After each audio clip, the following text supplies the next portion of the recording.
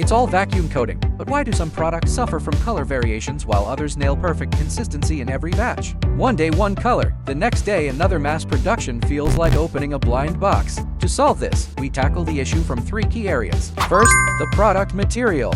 Different materials and surface finishes have inherently different requirements for the coating process. That's why we avoid a one-size-fits-all approach. Before proposing a solution, we first confirm the product details and the target color, then precisely match the equipment and process to eliminate color differences right from the source.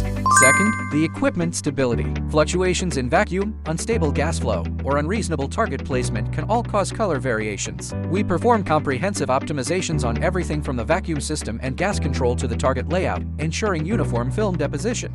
Third, rely on process standardization. Current, bias voltage, and gas ratios all affect the color. Our equipment supports recipe management, allowing you to call up mature processes with just one click. This removes reliance on manual experience, ensuring the color remains perfectly stable no matter who is operating the machine. So, color stability isn't about luck. If you want to know the best equipment configuration for your product and how to minimize color variations, feel free to send us photos of your samples. We'll analyze and propose a solution for you first.